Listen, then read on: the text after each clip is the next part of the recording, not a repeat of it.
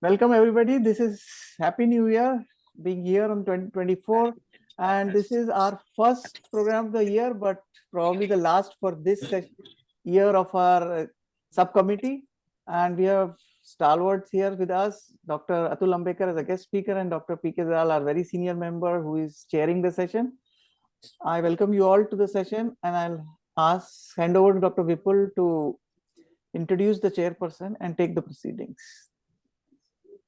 Only one announcement, Dr. Vipul, that requesting everybody to put your questions during the session in the chat box so we can take at the end of the meeting. Dr. Vipul, please. Good evening, everyone. Thank you, Professor Ambekar sir, for accepting our invite. And thank you, Professor Dalal sir, for agreeing to be moderator of this important session on psychopharmacological basis of management of alcohol dependence. Professor Dalal sir, he is former professor and head of psychiatry KGMC.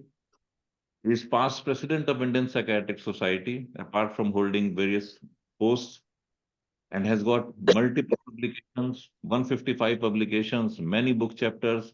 He has worked a lot in the field of de-addiction. He actually started de-addiction clinic in Department of Psychiatry at KGMU, an MPhil clinical psychology course as well. He is recipient of AD Engineer Award, Tara Naidu Award, and then Murugappan Award, and then Lifetime Achievement Award in the memory of Professor J.K. Trivedi in IPS 2023. Sir, thanks for accepting the invite.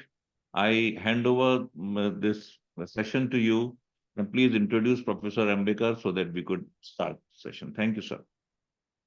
Thank you, Vipul, for the kind words, and kindly flash the introductory slide of Dr. Atul Ambekar. Yes. I would introduce him as a bright star of addiction psychiatry in India, and he is having an international name and fame as well. And he is the person who has started APSI, that is the Addiction Psychiatry Society of India, under the chairmanship of Professor Rajat Ray. So his special interest, as you all know, that in drug policy, harm reduction, epidemiology, and health system strengthening. And he is member board of directors of International Society of Addiction Medicine, and he is member editorial board, International Journal of Drug Policy, honorary fellow, School of Criminology, Hong Kong University, 100+ publications, including peer-reviewed papers, books, manuals, monographs, resource person and expert for UN ODC, UN AIDS, WHO, INCB, principal investigator of National Drug Use Survey 2019, Government of India, and BMJ South Asia Award for Non-Communicable Disease Initiative of the year 2016, and National Resource Center NCD's Awards for Outstanding Contribution 2022. And he is the person who has started a number of, I would say, national projects besides survey, that is that is DTC program, as well as some other programs which are running, I believe, nationally. So with this small introduction, I invite Dr. Atul Ambekar to give his talk on psychopharmacology. Thank you. Thank you very much, sir, indeed, for this introduction. And thank you very much, Dr. Vipul and the entire team of IPS Psychopharmacology Section for giving me this opportunity.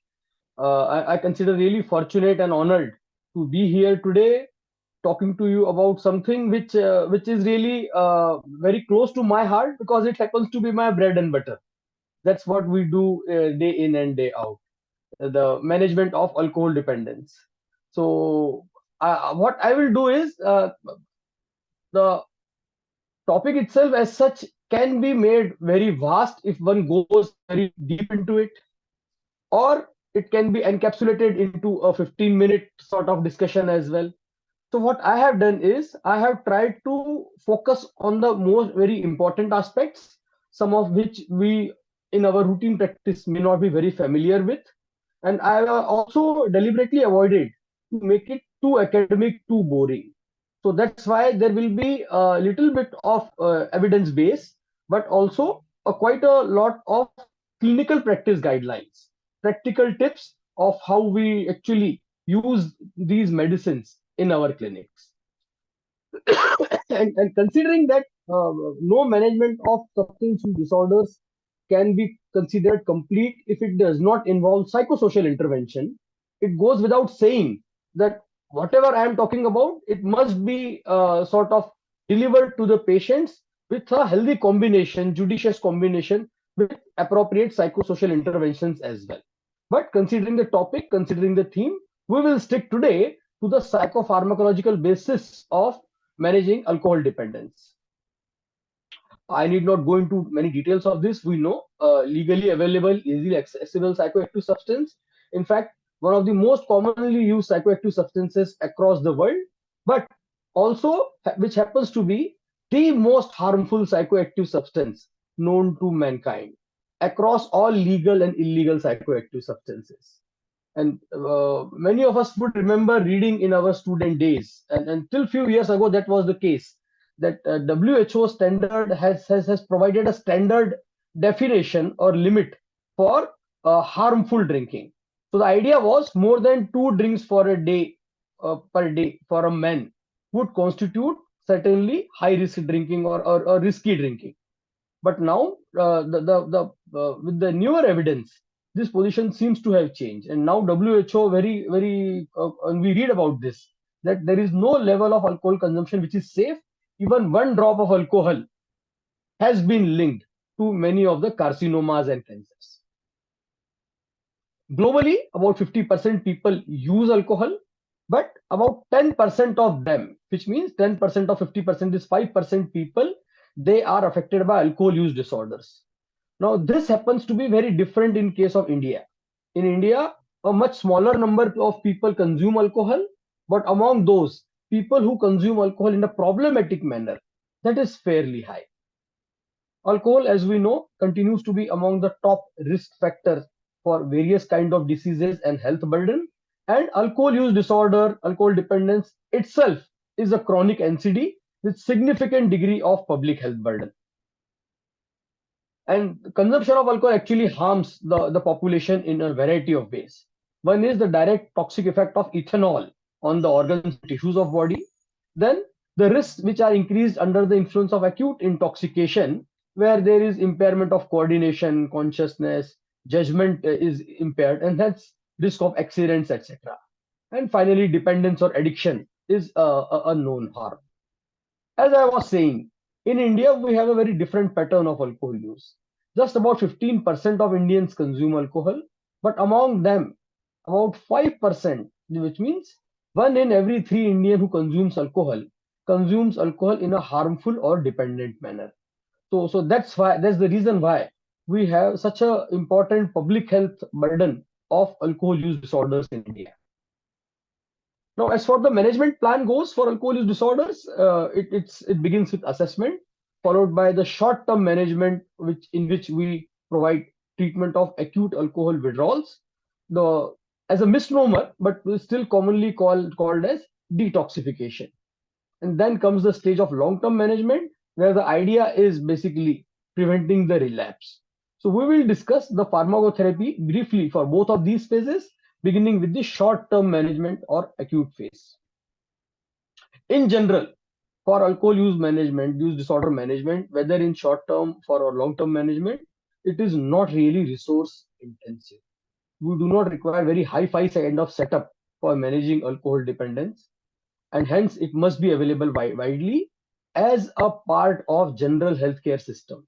And this is something which we have been advocating very strongly with the government, that yes, we do require specific de-addiction centers and so on, but let us not believe that these will be enough to take care of the entire burden of alcohol use disorders. So essentially, the general psychiatric clinics in their OPD should be able to provide treatment to a lot of patients. Even general duty medical doctors after training can provide treatment of alcohol dependence. And pharmacotherapy happens to be the mainstay of treatment in combination with psychosocial interventions. So coming to the alcohol withdrawal and their management first. Alcohol, as we know, acts on GABAergic system, is a known brain depressant, and hence no surprise there to find that in a dependent individual, a state of alcohol withdrawal is associated with a hyperexcitability of the CNS system. And hence we see symptoms such as restlessness, anxiety, tremors, symptoms which are just exactly opposite of the effects of alcohol itself.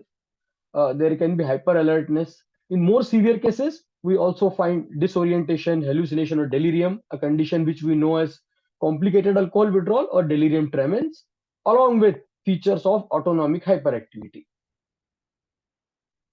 The time course is something it's important to revise very quickly once again. I know many of us are experienced clinicians, we know about this, but the greatest risk of seizures is in the first 1 or 2 days. So that's the time when in the simple withdrawal where the phase of highest risk of seizures. And towards the later part, say about third day onwards, 72 hours onwards, there is risk of hallucinations, and the delirium tremens, if it were to occur, it peaks typically on the 4th or 5th day of alcohol withdrawals. So simple alcohol withdrawal, even if you do not provide any treatment, is likely to go down by day 7. But if it goes into complicated state, then it may reach up to 10 days or to even 2 weeks, or it may even be culminate into many serious complications and death if it's left untreated. I'm talking of complicated alcohol withdrawal here. So one thing which we must remember and tell everyone is forcibly stopping someone's opioids or cannabis is wrong, of course, but it's unlikely to be fatal. Alcohol withdrawal can be potentially fatal.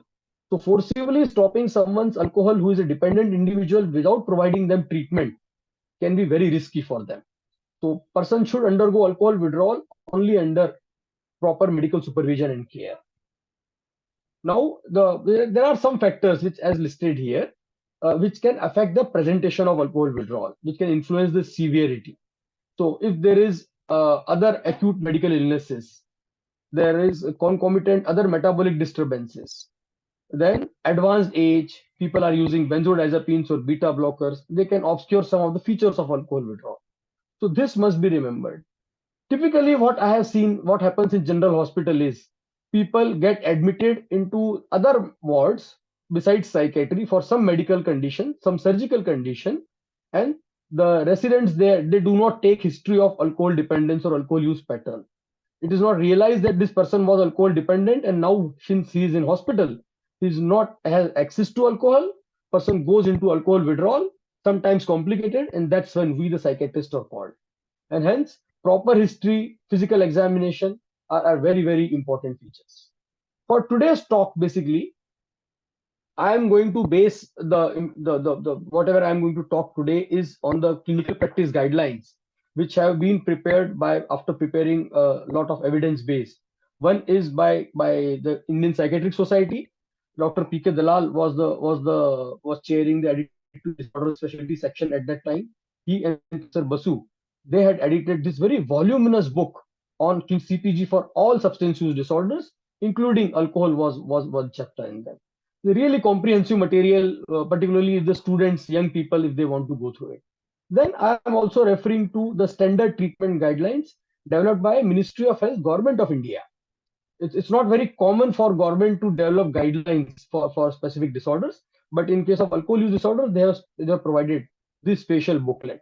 Again, with the view that this treatment need not be available only at specialized centers, but even in general medical settings as well. Coming to the management of alcohol withdrawal. Now here again, there is a common misconception among particularly the general people and even some policymakers. The treatment of alcohol dependence or any addiction for that matter requires admission to a special de-addiction center. Yes, we do require de-addiction centers, as many as possible. We do require facilities for inpatient, but the fact remains, most of the patients of alcohol dependence can be managed in outpatient settings as well. These are the criteria here. Mild to moderate dependence, without any history of in the past of complicated alcohol withdrawal, without any serious medical, surgical problems or psychiatric history, if they have some degree of social support, housing, and most of our patients will fit this criteria. Only about 10 to 20% of patients who have severe withdrawals, past history of complicated withdrawals, who are on the extremes of age, other kinds of comorbidities, or poor social support, रहने को घर ही नहीं है किसी के पास में, those kind of people would require inpatient setting. Now, if people are admitted in inpatient setting, we can apply specific scales such as SIVA AR scale. I am not saying that this scale is useful in the all cases of alcohol dependence. The point to highlight here is that if this scale is available and we are using it, particularly in inpatient setting, the severity can give us an idea of what kind of treatment is required. So if the score is less than 8, withdrawals are supposed to be mild, only supportive treatment can work. With 9 to 15 moderate degree, we require pharmacological treatment, which is possible in outpatient setting, and most of our patients will fall in this category. Some who would, are in severe, they would require preferably in an inpatient setting. So SIVA is largely useful for monitor the progress of treatment in the inpatient settings, and that's something we should be aware of. As far as pharmacotherapy goes, benzodiazepines remain the pharmacological agent of choice for treatment of alcohol withdrawal.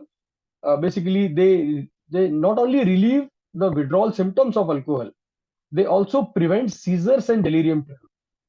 So it's actually unknowingly we are killing two birds with one stone by giving them benzodiazepine. One is we are providing subjective relief to the patient.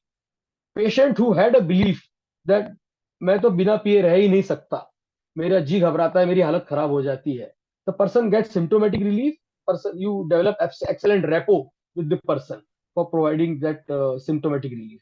Also, to prevent the withdrawal state from going into complications such as seizures or delirium tremens. It has been extensively evaluated that all short and long-acting benzodiazepines are equally effective. But considering the safety profile, etc., and use and clinical ease of use, longer-acting benzodiazepines are supposed to be the more suitable agents. But if a pharma company guy coming and telling us that this benzodiazepine is better for has been found better for managing alcohol withdrawal than the others, that's a complete lie. For instance, I'm just quoting this, citing this reference, very recent one, just to buttress this point further. That in very large scale meta-analysis also, more than 10,000 participants across 150 odd trials, they have found that all of them are effective and all benzodiazepines are almost equally effective. And hence, they have also recommended that long-acting benzodiazepines happen to be the treatment of choice for alcohol withdrawal. Now, how to provide this treatment? What kind of dosing regimen, etc. Many of us are already familiar, but still just to quickly revise that there is something known as a fixed dose regimen, where we provide a fixed daily dose of benzodiazepine in about 3, 4, or 6 divided doses, depending upon the type of benzodiazepine you use. A rough guide is 2 milligram of diazepam equivalent. I'm talking of oral here. 2 milligram of diazepam equivalent for every standard drink consumed. Now we know the measure of standard drinks. We also have an idea of how many standard drinks our patients are consuming, how many bottles or quarters of whiskey they are consuming. We can calculate the standard drinks accordingly and gauge the likely dose of benzodiazepine required.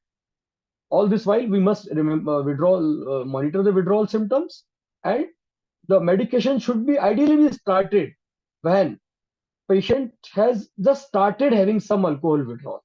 So when patient is already intoxicated, withdrawals have not started, that's not the time to give the first dose.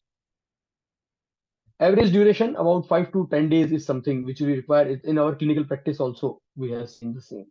Here, this table gives a comparative kind of understanding of different benzodiazepine preparations, those which are commonly used, such as diazepam, chlordiazepoxide. As we know, chlordiazepoxide somehow has been marketed very extensively for alcohol dependence. It is expensive. It's good. I'm not denying that. But diazepam also is equally good, happens to be cheaper also, and perhaps more easily available as well. Slightly more potent than chlordiazepoxide also. Lorazepam happens to be the most potent, but shortest acting of these three, and hence lorazepam has to be more frequently administered. One very good advantage offered by lorazepam is that many of our patients of alcohol dependence would have liver damage as well, and hence, since lorazepam is not metabolized in liver, we can very safely use it, even if we are not sure of patients' liver functioning status. So that's when we use lorazepam if we have some doubts about patient's liver dysfunction. Otherwise, diazepam is good enough for the majority of cases. With benzodiazepines, whichever we have chosen, we should warn patient about potential risk. Again, I am stressing about these warnings because I'm assuming that most of our patients will be treating in the outpatient basis. If they are in inpatient, staying with us, then perhaps we are there to look after them, and the risk is low. But if patients are there at their home and taking benzodiazepines, then these are the kind of risks they should be sort of aware of. Particularly the third and fourth bullet point is important here. What happens many times is that we prescribe benzodiazepines to our patient. Say we prescribe the 4-day regime, send them home. Second or third day they had craving, they decided to drink again. Family members think the doctor has given this medicine so that they can quit alcohol. Family members insist on taking benzodiazepines also along with alcohol. So that's how patient gets a double dose of brain depressants. That situation must be avoided. I always tell my patients, this is the medicine which will take care of your withdrawal symptoms if you are not drinking. If you do decide to drink again, please do not mix my tablets with your alcohol. Once you again come back to the senses, once again you again come back thinking, no, I'm not going to drink again, you can resume taking my medicine again till the next follow-up which is due. And hence we give this outpatient treatment for a short-term duration only. It must also be remembered that when we say outpatient treatment of acute alcohol withdrawal, it doesn't mean that patient can remain or is advised to remain active as usual. Patient needs to stay at home, take rest, not go to work, not drive a vehicle, not undertake any physical activity which can be risky, but thus the patient need not be in the 24 hours in the hospital care. That's what outpatient treatment of alcohol withdrawal remain, which means many patients would require a medical certificate or a prescription which says bed rest or so on. So there are other kind of regime as well for benzodiazepine, using benzodiazepine for alcohol withdrawals. Besides the fixed dose, there is symptom triggered dosing as well, in which we keep on giving benzodiazepine as per the patient's level of withdrawal. As the name suggests, this is applicable only in case of inpatient setting. Only when patient is 24 hours with you, you have a resident doctor or someone who is closely monitoring. They keep monitoring the withdrawals and then they keep adjusting the dose of benzodiazepines accordingly. And then there is something known as front loading schedule. We do it sometimes in our inpatient setting when the withdrawal severity is not very high. You keep giving benzodiazepines orally to the patients after admission till they are sedated. And since you are giving diazepam in a fairly high dose, say about 40-60 milligram on one day itself within a matter of few hours, it is the long duration of diazepam is supposed to take care of its own withdrawal status. So that's how you do not need to keep giving it repeatedly. And day one's dose should be then able to take care of next day. But as I was saying, that the symptom triggered and front loading are useful largely in the inpatient setting only. Excuse me. There is a role of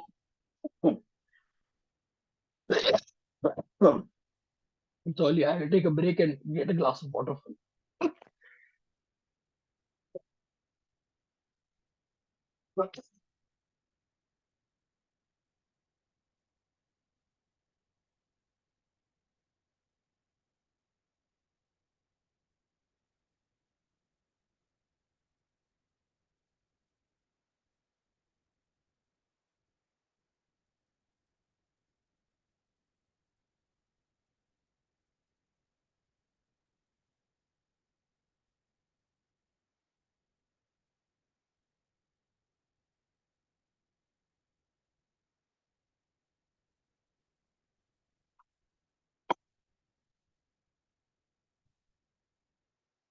I'm extremely sorry, colleagues. I had a bad sore throat for last few days. That's manifesting. So as I was saying, vitamin supplements have very important role in treatment of acute alcohol withdrawal. Basically, two medicines: benzodiazepines and parenteral, or mostly parenteral thiamine, is able to take care of almost 95% of our alcohol withdrawal patients. It's very important since it can deficiency of thiamine. All vitamin B groups, but particularly thiamine, is very common in patients with alcohol dependence because number one, nutritional problems, and long-term alcohol use is also associated with malabsorption of vitamins. So it's vital that we provide parenteral thiamine, particularly for the first few days, to replenish the stores, and thereafter the oral thiamine can take care of it. If we have to provide IV glucose solutions, then this should be given before those solutions. Otherwise, there is a risk of precipitation of Wernicke's Korsakoff symptoms.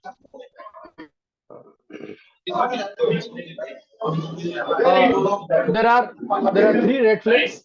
Galaxy A22 may kindly be muted. Where, Yeah. So where is the noise coming from? yeah. So muted, sir. So basically, red flags are seizures, delirium, psychotic symptoms. These are really urgent or emergent issues, and hence these should be dealt with as medical emergency.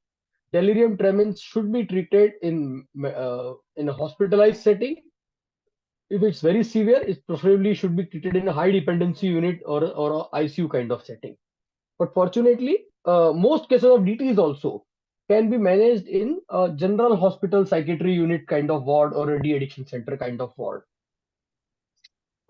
Again, for here also, we prefer long-acting benzodiazepines.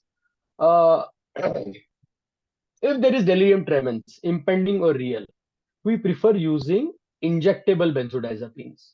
So the type of regime which is written here, 5 milligram IV, see for 5 minutes whether patient is sedated or not. If not, give again, or you can give 10 milligram, and after 10 minutes you can repeat again if required.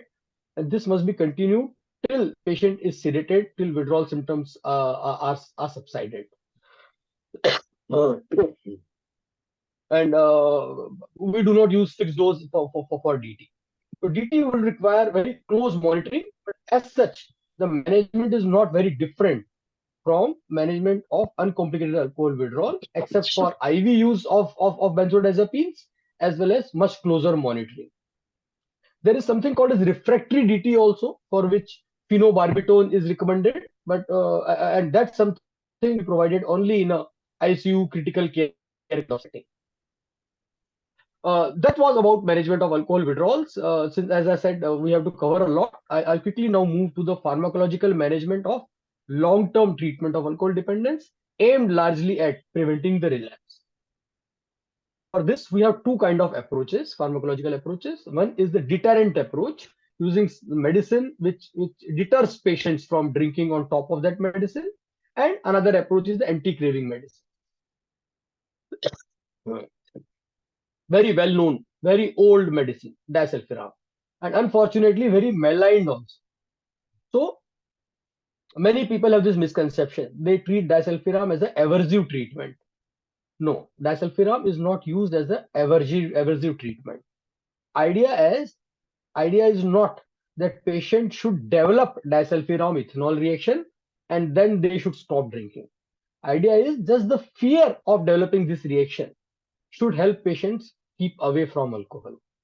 How does it act? We know it messes up with the alcohol metabolism. Alcohol is metabolized in this manner: ethanol to acetaldehyde, acetaldehyde to acetate. Disulfiram inhibits this aldehyde dehydrogenase, which leads to accumulation of acetaldehyde in the body, and which leads to what we call as disulfiram ethanol reaction. The fear of this disulfiram ethanol reaction is something which helps our patients. So usually it begins very quickly, about 10 to 30 minutes after taking alcohol on top of disulfiram. More the alcohol you consume, more would be the severity of the reaction. it can be potentially life-threatening as well. And the symptoms which occur over DER are really very distressing, very painful for the person. As I was saying, in very severe cases, but very rarely, it can cause death as well. But otherwise, even if it's not causing death, the distress is very high. So the idea is that because of fear of these symptoms, patients will stay away from alcohol. Now, many people argue with me, and even many patients also argue with me that, Doctor, Saab, why do I need this medicine? When I have decided that I am not going to drink, when I am motivated, then what's the point of using this medicine for me? The answer to this is simply to tell our patients, your motivation, what it is today, may not remain the same 3 months down the line, 4 months down the line. 4 months down the line, there may come a time when you think that you have now victory over your alcohol desire. You are fully in control. You may at that point in time decide to take just one drink for that particular day. And then the slip leads to a slippery slope, and then the lapse turns into a relapse. If you are taking disulfiram every day for next 24 hours, in fact, up to 1 week also, you will remain aware of the possibility of disulfiram ethanol reaction. So it will keep your motivation high every day if you agree to take this medicine every day. And those who understand this, they take this medicine very well. There are many patients I have found very good compliance with disulfiram. In fact, there are patients in my practice who also deliberately, with my consultation, stop disulfiram, lapse, enjoy for a day or two, and then come back again. Doctor साहब फिर से start कर दीजिए. So if you have a good rapport, if you have a good motivation, good engagement with the patient, that kind of approach also may work. But in general, what we must remember is disulfiram happens to be the treatment only for well-motivated persons who take this medicine with their full knowledge and awareness. It's not something to be mixed in their food or given them clandestinely. People who are totally agreed and motivated to remain abstinent from alcohol 100%, those are the suitable candidates for this. It also helps if this disulfiram administration every day is supervised by their family members. Most of our patients happen to be men. Most of them happen to be in fact married also, and the husband-wife conflict is a very important feature of patients of alcohol dependence. So one way of ensuring peace in the family, I tell them, is when patients take their medicine every day in front of their wives. So tell your patients, husbands, कि भाई अपने wife के सामने एक बार एक गोली खा लोगे, उनको तसल्ली रहेगी घर के बाहर जा रहे हो तो आप ड्रिंक करके नहीं आओगे. So that's how disulfiram administration supervised by a wife prevents family conflicts in patients of alcohol dependence, and of course helps patients remain abstinent. But as I was saying, there are some other kind of precautions as well. People should avoid taking any drink in which someone may have mixed alcohol without their knowledge, or taking some other kind of preparations in disguised forms such as sauces, vinegars, some aftershave lotions, particularly if there is cut on the skin, some cough mixtures, particularly of Ayurvedic and homeopathic variety kind of tonics or preparations. They may contain some trace amount of alcohol, which can cause disulfiram ethanol reaction. This reaction can occur up to 14 days after last dose of disulfiram, though the risk goes down every day after 24 hours. One of the very, though as I was saying, disulfiram has gone into disuse. The research on it was that practically stopped.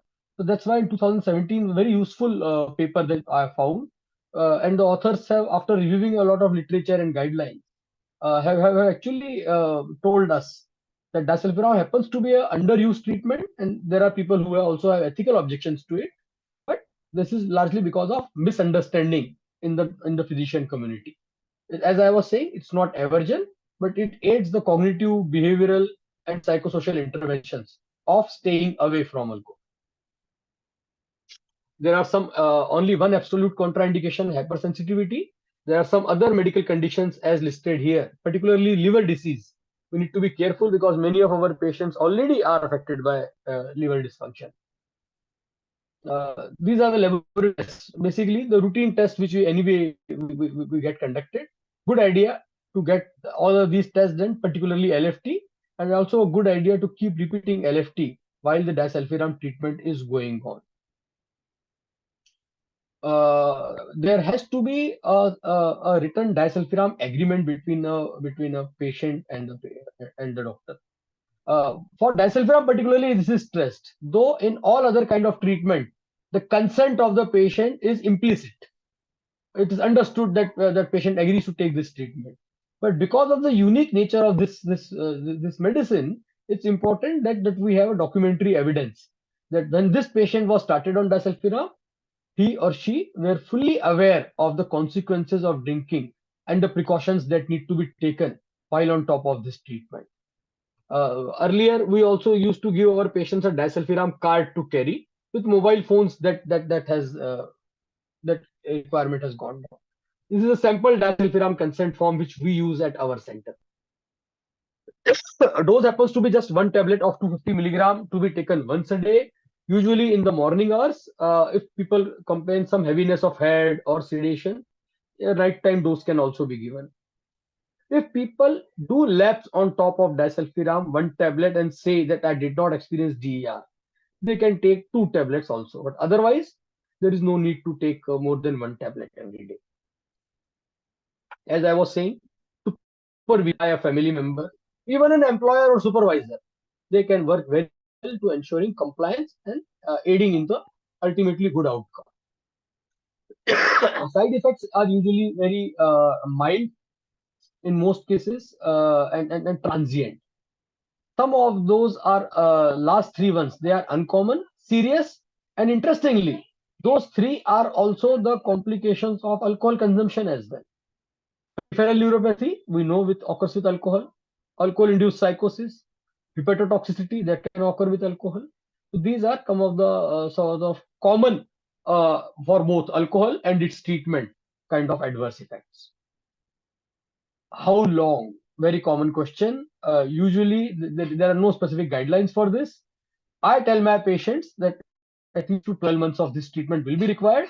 But in my follow-up, there are patients who have been taking it for even 5 or 6 years as well. So as long as they think that it's required for them to stay away from alcohol, they can continue taking it. Point to remember is, it's not that the long-term use of this medicine is associated with any specific adverse reaction or toxicity. This was about the deterrent treatment in the form of disulfiram. Now I come to the next part of pharmacological treatment for relapse prevention, which is anti-craving medications. The basic approach, difference in the approach here is disulfiram as a deterrent medication we use for those patients who are motivated for complete abstinence.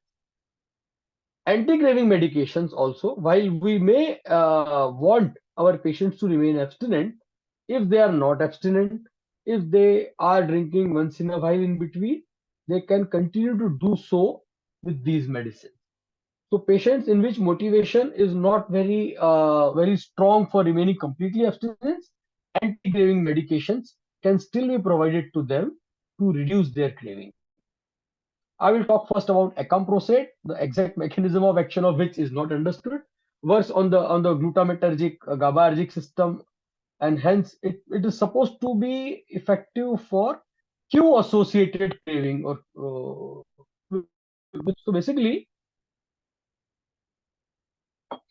many patients, once they are provided acute alcohol withdrawal treatment, after a few days they tell you that I was abstinent, but I went in front of the wine shop and I suddenly recalled the pleasure of alcohol, suddenly had craving again.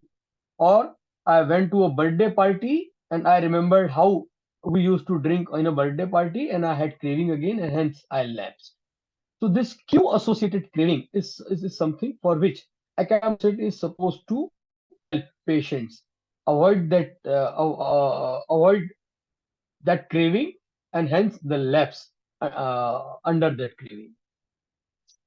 One problem with acamprosate is very low bioavailability. Just about 10% is absorbed after you consume it orally.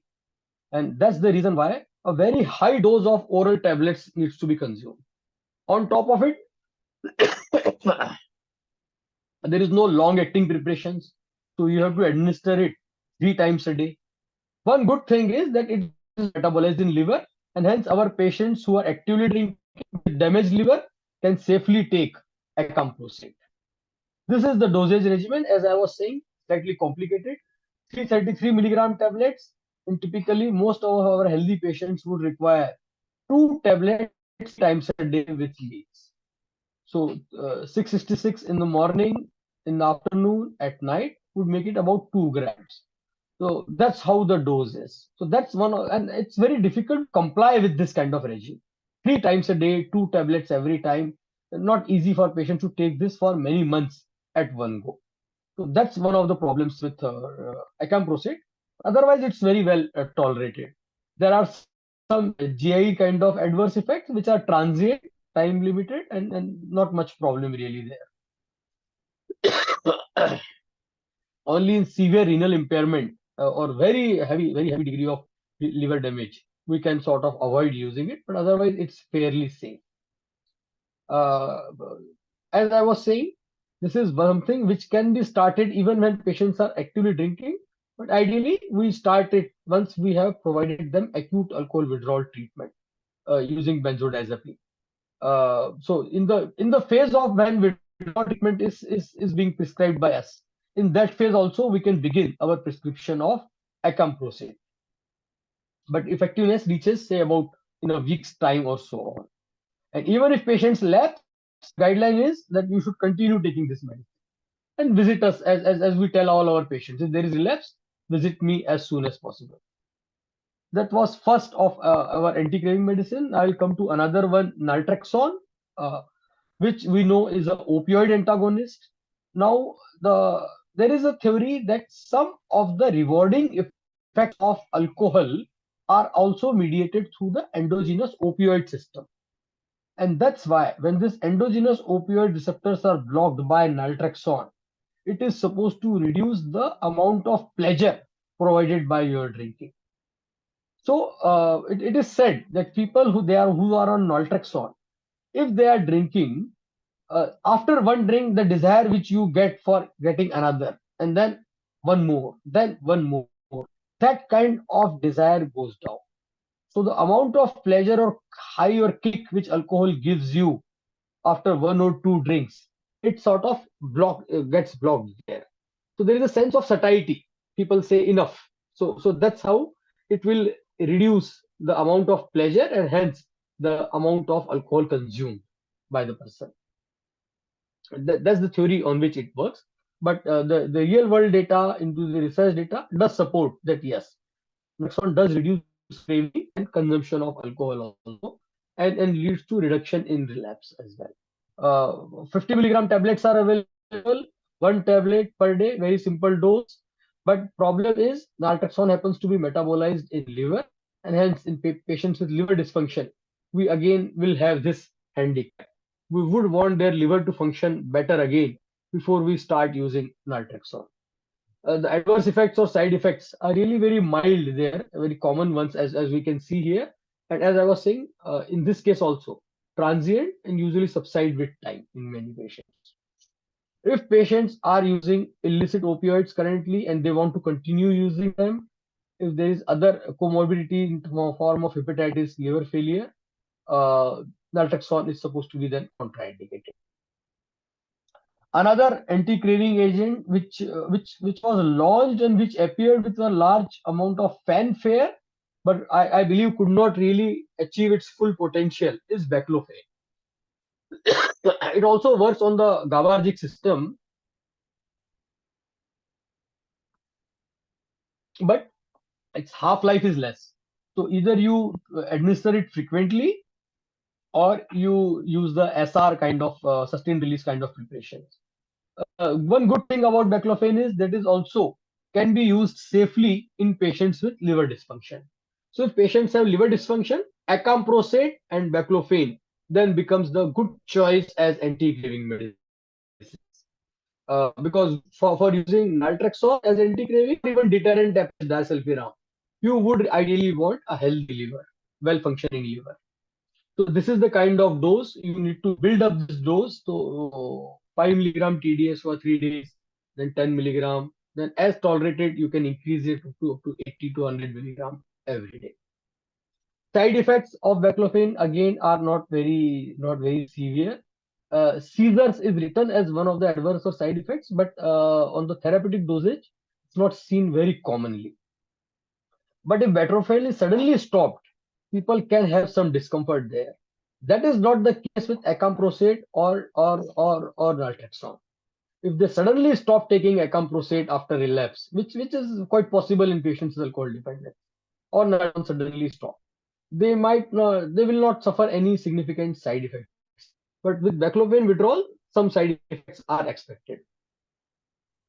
But as I was saying, since its safety profile, it can be used as a as an anti-craving agent in patients with alcohol related liver complication, and it has no addictive potential of its own.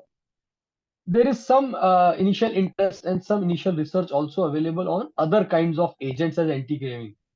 Ondansetron was one of them, and as anti-nausea, anti-vomiting agent has been used, tried, not really very strong evidence-based. Same is the case with topiramate, an anticonvulsant, has also been tried as an anti-craving. But problem here is also that when patients will suddenly stop it, they might have seizures after stopping topiramate. SSRIs were once touted as good anti-craving agents, but research has not established them in patients without comorbid other psychiatric issues. With comorbid depression, yes, SSRIs can. So the question arises for long-term treatment, how do we choose between disulfiram or anti-craving? A kind of off the cuff, though I myself am not a very big fan of algorithmic approach. I think each case must be decided in a case-by-case individual manner. But still, as a rough overall overview kind of guide, if patient wants complete abstinence with normal NFT, someone supervising, disulfiram could be the drug of choice. In our center at NDDTC, disulfiram happens to be the treatment for alcohol dependence. If disulfiram is not being prescribed and dispensed to someone, there has to be a good reason behind it, and the reason is usually one of these. If patient wants controlled drinking and has normal LFT, naltrexone could be a choice. If patient is someone who is doesn't want complete abstinence, has deranged LFT, acamprosate or baclofen could be a choice there. Once again, the similar kind of approach there. Patients are motivated, supervision is possible, then yes, disulfiram. If they also have significant craving, then there is merit in using a combination of disulfiram for anti-craving. Now, many people have argued this with me, that what's the point of adding anti-craving when patients are already taking disulfiram, when they have decided that they are not going to drink? The answer to this is, craving itself is a distressing symptom for which our patients deserve some relief from. So like pain, like anxiety, like insomnia, they by themselves may not be risky, but they are distressing symptoms and we provide our patients symptomatic relief. Similarly, if patients are in distress because of their craving, they must be provided proper anti-craving meds. So in well-motivated patients who still have craving, disulfiram, a combination of disulfiram and anti-craving can work very well. If motivation is doubtful, if they are not motivated, then we use, of course, only anti-craving like our naltrexone or acamprosate. So to conclude now, it's a chronic relapsing disorder. Long-term treatment is important to achieve good outcome. Just by providing treatment of alcohol withdrawal symptoms, the job is not really even half done. I tell my patients that your actual treatment starts when your withdrawal treatment is over, even whether in outpatient or inpatient. Only when your long-term treatment starts, that we consider treatment of alcohol dependence. Pharmacotherapy in combination with psychosocial intervention is the treatment. Disulfiram, the time-tested deterrent approach, we should not be shying away from using it, but using it only ethically, clinically proper manner, with patient's full consent and a family member's supervision. Acamprosate, naltrexone are otherwise safe and useful anti-craving agents, which also can be combined with disulfiram or can be given as solo. Thank you very much, ladies and gentlemen. Those who have still not joined, I'll really request you, urge you to join APSI and keep waiting for the exciting events of APSI. This year we have the CME in Puri in the month of March, and later in October we have in the beautiful Srinagar our next annual conference, EDICON 2024. Thank you very much. I'll be happy to take some questions now. Thank you, Dr. Atul, for a very lucid presentation with the clinical tips. And I believe that it must have helped the practitioners who generally deal with OPD patients, and they must be dealing with this condition quite often. So with that, I think there may be certain questions, and I hand over to Dr. Ashish and Dr. Vipul to kindly see that what are the questions. Yes, sir. Sir, Dr. Priyanka has asked a question. Why is fixed dose regimen not used in delirium tremens? Yeah, basically simply because in delirium tremens is a serious situation, no? So you want the relief and recovery as soon as possible. So delirium tremens is not a condition where you just give your medicine and forget till there is time of next dose. Delirium tremens is somewhere where you aggressively treat the person, and it's a matter of changing clinical situation in minutes, if not hours. So that's why one doesn't recommend fixed dose regimen in delirium tremens. It also carries a high it also carries a high mortality rate, Atul. Yeah, absolutely, sir. Absolutely, sir. Totally agree. That should be taken into mind. Yes, sir. Absolutely. We have not discussed, one participant has asked, we have not discussed about oxazepam. So what is your take on oxazepam? As I was saying, all benzodiazepines are equally effective. There are some benzodiazepines which are not metabolized in liver. Lorazepam is one example. Oxazepam is another example. So wherever there is liver dysfunction, we must choose benzodiazepines which are hepatic safe, such as lorazepam or oxazepam. Otherwise, for most of other cases, diazepam is good enough. The point I was trying to make is no need to wait for or look for a fancier kind of benzodiazepine, hoping that it will be better than other ones. The long duration of action is something which we are more interested in, and not having hepatic dysfunction, not getting metabolized in liver is another feature of interest.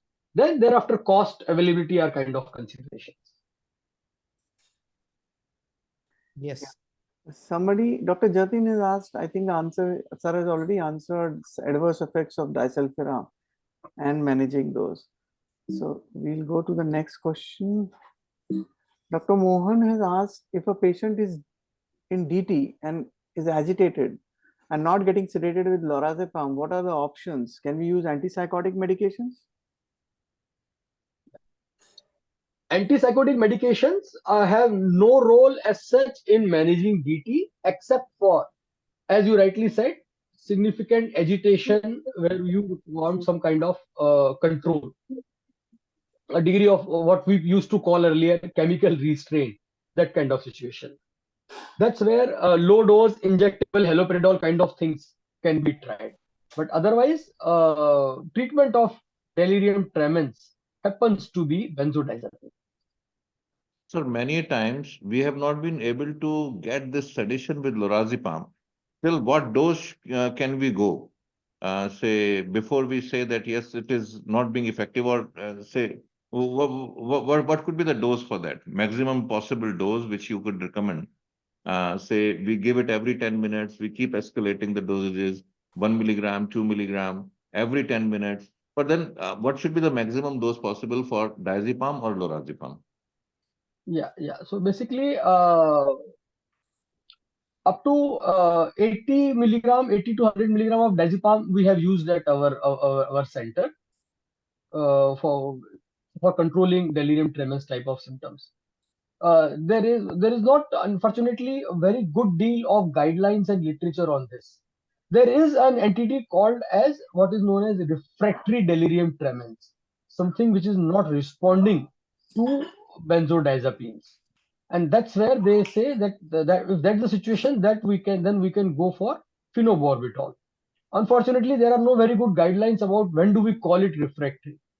The point is that if we say that even after very high dosage of lorazepam, say about 12-14 milligram of lorazepam also, we do not see any effect, then perhaps it calls for a re-strategy or perhaps a review of the diagnosis itself. But otherwise, most patients must respond to benzodiazepine in the form of either diazepam or lorazepam. Some may require higher than usual dosage. About the how high we can go, that also depends upon the level of expertise and the critical care that we have available at our disposal. So if we have a high dependency unit, ICU type of situation, we have experts available, then of course we can go for we can be more adventurous there. But if not, then perhaps we should be modest and look for getting that kind of expertise available. Dr. Colin asked recommendations for treating a patient with a alcohol liver disease in encephalopathy with raised ammonia in delirium with past history of complicated withdrawal and consuming 4 quarters and not had drinks for last 3 days. I mean, it's not fair that we talk of individual scenarios here, right? No, but sir, in consultation live, then we get such patients. Maybe he's present and he's asking. Yes. We can go to the next question, sir. Okay, sir.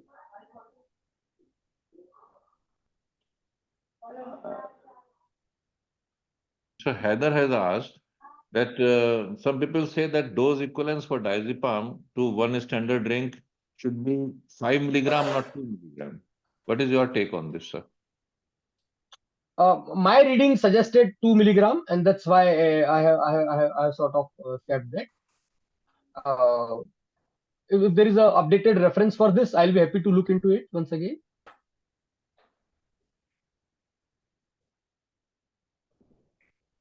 So, has Dr. Rupali has asked, can lower doses of naltrexone be also used, and is it effective than 50 milligrams? No, the evidence is very clear.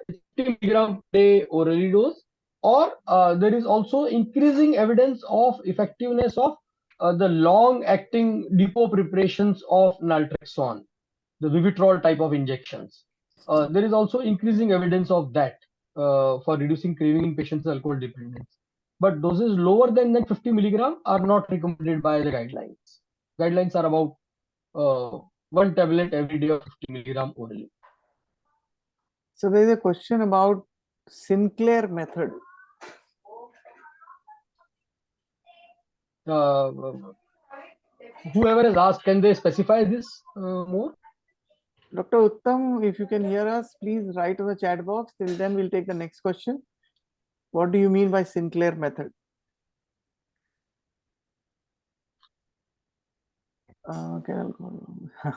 I think that is unethical question. Can alcohol be used with benzodiazepines when treated on OPD basis? I think that is ethically incorrect. Yeah. I mean, that's the advice. We must be very clear, and we should always be practical in this. To expect that all our patients will be totally compliant and do exactly as we say is not possible. To tell our patients frankly that I don't mind. I mean, I'm not saying I don't mind, but even if you do decide to drink in between of my treatment, please, for God's sake, don't mix your alcohol with my medicines. Suppose on one fine afternoon you think that you can't stay without drinking, go ahead, take your quarter or whatever, skip the dosage of my medicines. In night, if you once again decide that I'm not going to drink again, you can again restart my medicines before you see me again. Yes. So that kind of advice is something which can be actually life-saving for our patients. Truly, sir. Sir, another question is, is there evidence of or benefit of oxazepam over lorazepam in somebody who has raised liver functions?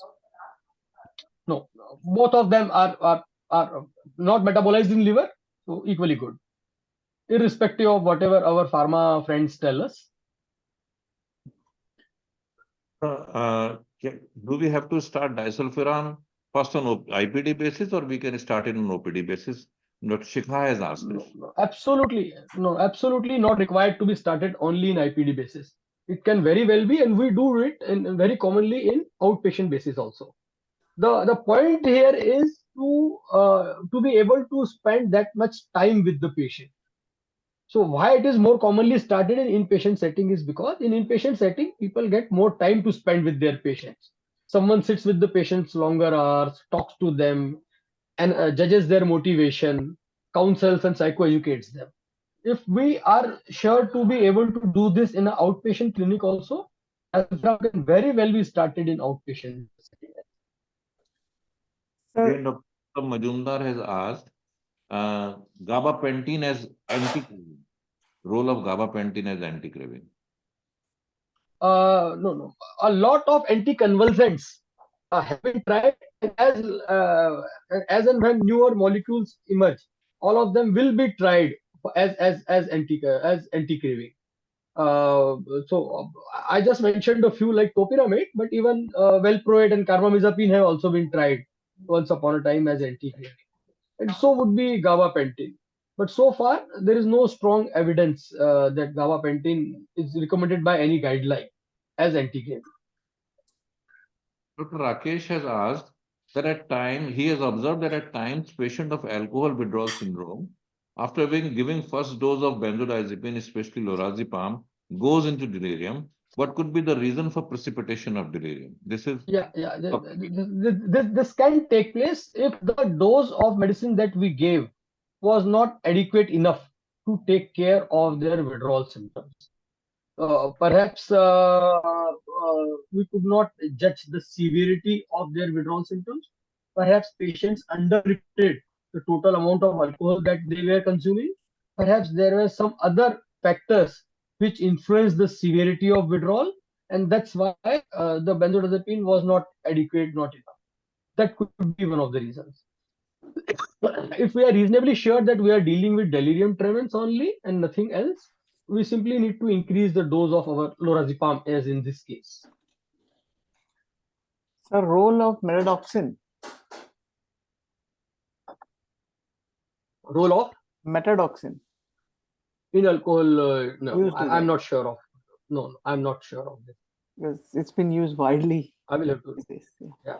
Okay. No. I mean, I'm not aware of any guidelines actually recommending this. Sure. Being used by alag baat hai. So what care we should use in alcohol withdrawal with ALD with encephalopathy? With benzodiazepines, with respect to benzodiazepines. Yeah, so that's really a very tricky situation, and that's why if there is slightest suspicion of liver dysfunction, we must use hepatic safe kind of benzodiazepines, either lorazepam or oxazepam. But very often these kind of patients would require a liaison kind of situation where along with us, an expert in the area of managing encephalopathy is also managing the patient. We as psychiatrists are really, I do not think that we are qualified to manage the critical care kind of patients, and hence we must obtain the necessary kind of help in such cases. Thank you, sir. But for alcohol withdrawal, benzodiazepine happens to be the choice. Sir, this is little out of the context, but somebody has asked, is naltrexone helpful in tobacco also? I mean, see, once a medicine helps in one condition, no? So then people look for the potential effects for others as well. So naltrexone has been tried for tobacco, naltrexone has been tried for gambling, naltrexone has been tried for sex addiction, naltrexone has been tried for impulsivity and self-harm and whatnot. So far, approval to the evidence to the extent of getting approval and being recommended by guidelines happens only for opioid dependence and as anti-craving for alcohol dependence. No, I was going through this Sinclair method to Google, and when I Googled, it says Sinclair method is a method which will recommend it that patient takes the opioid blocker naltrexone in pill form an hour before drinking alcohol. Because Okay. Yes. So people believe that this will reduce the amount of alcohol that they will end up consuming. but the evidence is not very strong about this. The idea is to not naltrexone as and when required kind of medicine. Idea used to use it as a therapeutic agent, which we use regularly. To increase their market, of course, people would want to recommend to these kind of methods. But evidence is not very strong of this. In fact, not even experimental evidence. Experimental design kind of studies. Dr. Uttam is asking that can we take naltrexone during when continuing taking alcohol? When one continues to take alcohol, can we continue to take naltrexone? Yes. If we are reasonably certain of liver function being okay, then of course, I mean, the point to understand is naltrexone and alcohol do not interact with each other in any harmful manner, except for the fact both of them are metabolized in liver. So within that context, there is no additional harm of drinking if someone relapses or lapses while on naltrexone. It's not a general advice. We are not advising our patient that you continue drinking and take my medicine also. This will reduce your drinking.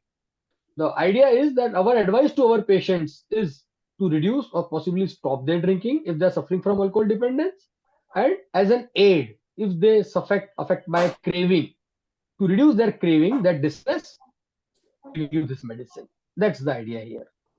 But if you happen to drink on top of it, there are no extra risks except for the risk of liver dysfunction. A very unusual query, sir. Is there any role of memantine in prolonged delirium? Yeah, people have talked of a role of memantine also in prolonged delirium tremens, role of magnesium supplements also in this. But for most cases of routine kind of alcohol dependence, these may not be required.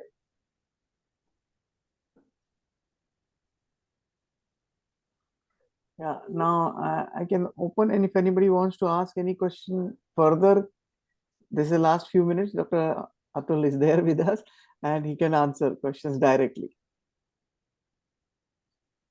One more observation, Dr. Kumar has written. Can benzodiazepine in high dose paradoxically aggravate delirium tremens? Very rarely, yes, it can happen, but then usually there is a morbidity or something else which is missed.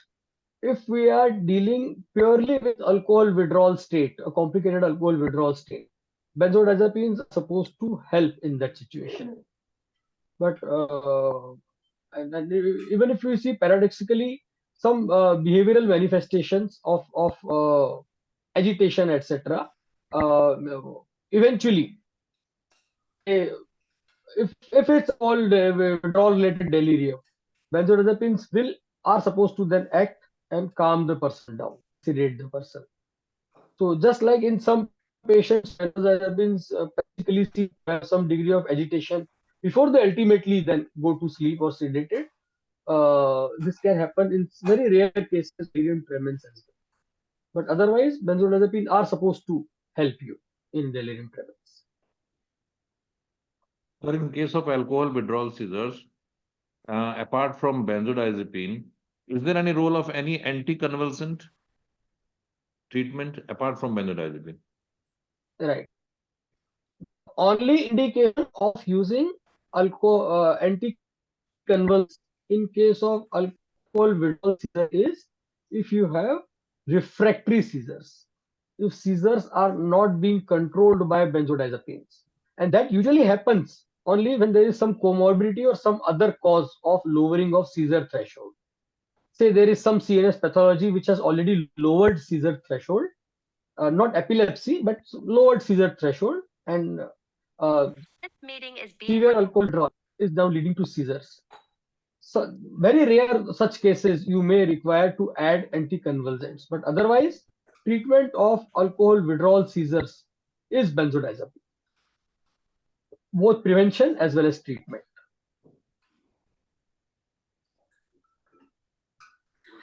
I think again one person has asked about with low SpO2. I think this is more for critical care, as sir said earlier. Yeah. I think it should be left to the specialists.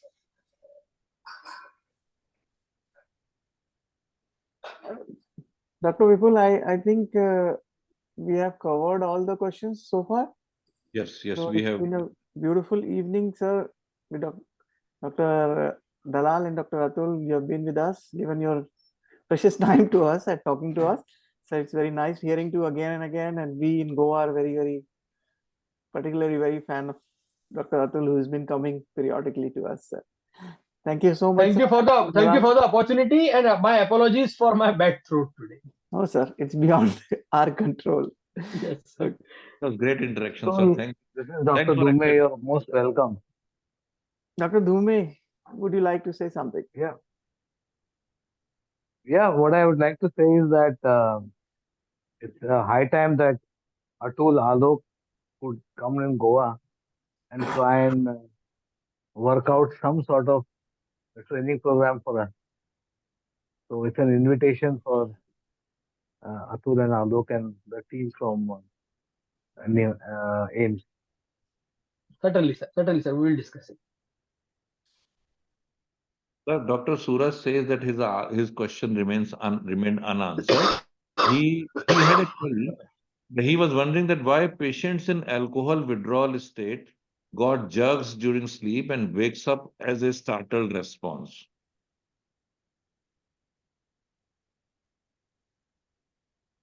I think this could be because we have to readjust the dose of benzodiazepine in this. Benzodiazepines. Yes, yes. I think the doses are less and we need to readjust. Yeah. Yes. Dr. Vipul, you would like to say anything before we No. close? Thank you, sir. Ma'am, that's a wonderful response. We were always expecting this kind of session with Professor Ambekar and Professor Dalal. So that's so wonderful that both of you accepted our invite and you talked on this topic. And this is very pertinent, very important. And this is last webinar of IPS this team. So we are thankful that this has shown such a great response. Thank you, everyone. Thank you, sir. Thank you, everybody. Thank you, sir. Thank you for the opportunity. Thank you. Thank you. We'll end the meeting now. Thank you so much.